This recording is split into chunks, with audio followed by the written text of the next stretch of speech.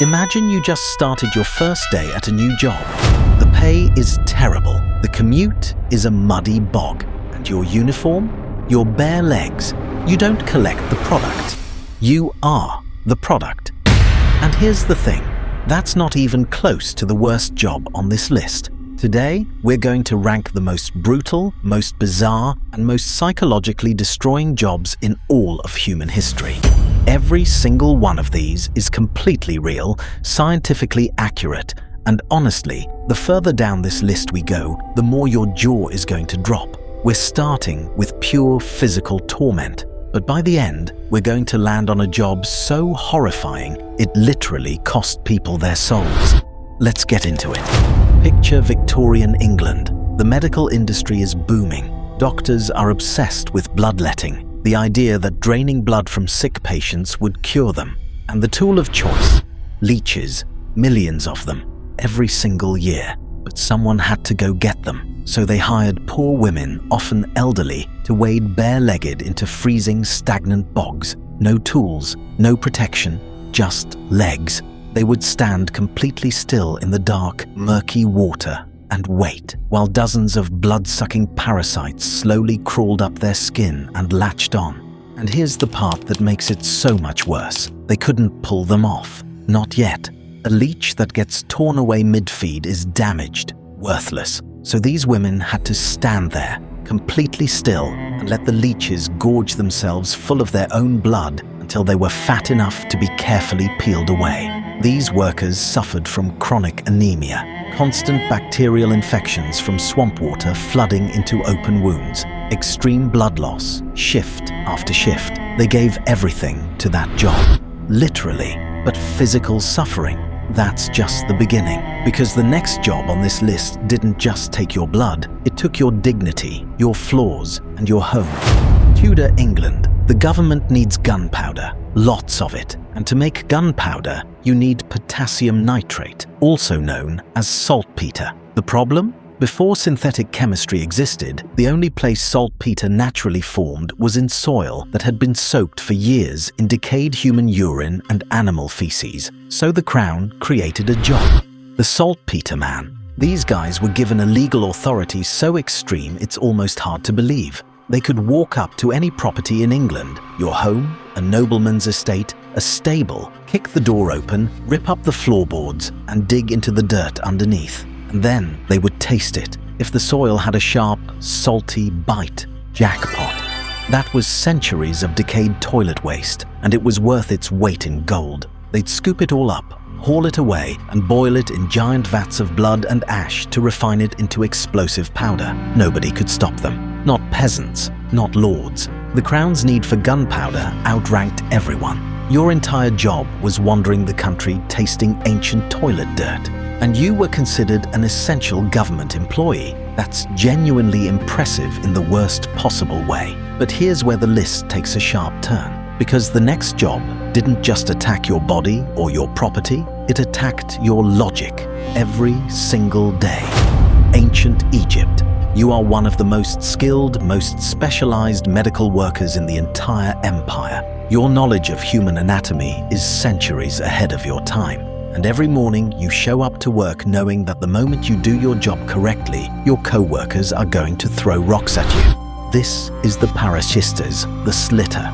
Here's the paradox the Egyptians couldn't escape. Mummification was essential. It guaranteed eternal life for the dead. But to mummify a body, you had to open it. And cutting a human body open was considered a deep, unforgivable sin against the divine. So they built a ritual around the contradiction. The parasitists would approach the corpse, make the single precise incision with an obsidian blade, and the instant that cut was made, the entire embalming team would erupt, screaming, cursing, hurling actual stones. The parasiters had to sprint away from the worksite as fast as possible while being pelted by his own colleagues. It wasn't random, it was scripted.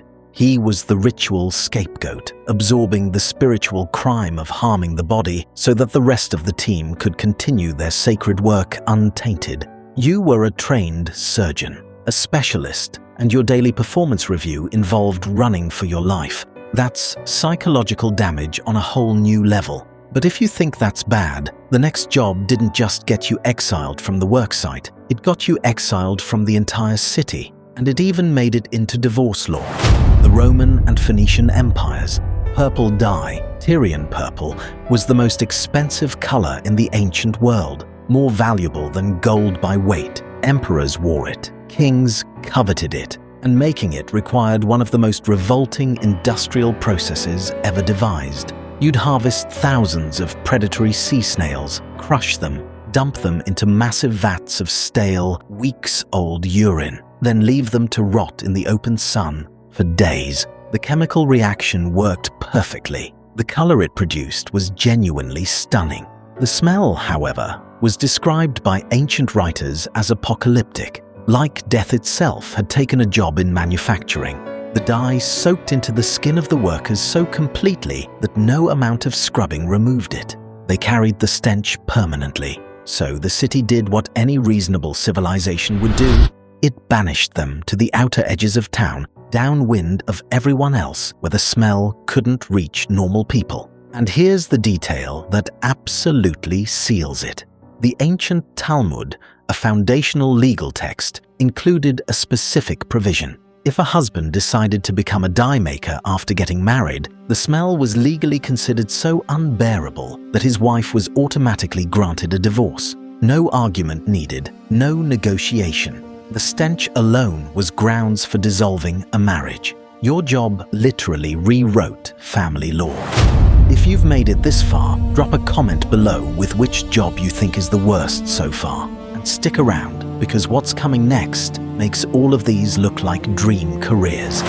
Wales and England, 18th and 19th centuries. Someone in the village has just died suddenly. The family is terrified, not just grieving, terrified, because this person died with unresolved sins, and unresolved sins, they believed, would lock that soul out of heaven forever. So they called the Sin Eater. The Sin Eater was always the most desperate person available. The village outcast, the beggar, the drunk, someone with nothing left to lose, because this job required losing everything. The family would take a piece of bread and press it directly onto the chest of the corpse, sometimes onto the face. The bread was believed to physically absorb every sin the dead person had ever committed, every lie, every betrayal, every dark secret. Then the Sin Eater would eat it. For this, they were paid sixpence, a few coins, and a guaranteed seat in hell. Now here's the double horror that makes this the undisputed worst job in human history. Biologically, eating food pressed against a rotting corpse, especially during eras of rampant plague, cholera, and smallpox, was essentially a death sentence. These weren't clean deaths. These were infectious ones.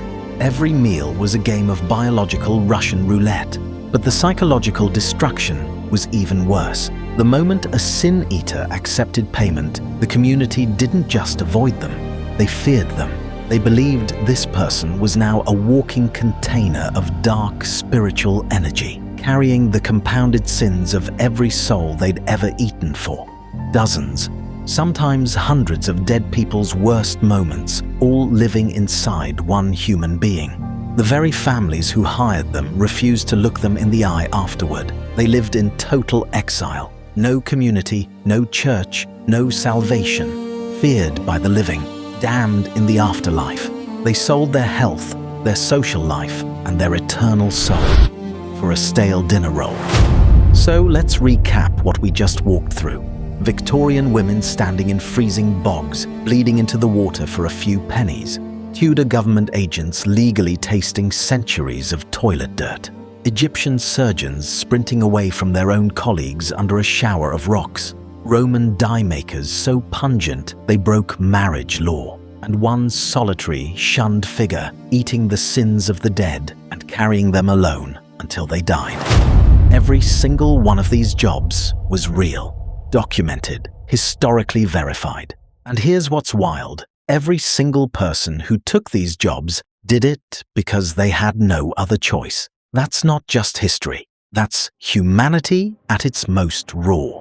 If you want more videos like this one, subscribing takes 2 seconds and it genuinely helps us make more of them. Now, Which job would you take if you absolutely had to pick one? Leave your answer in the comments.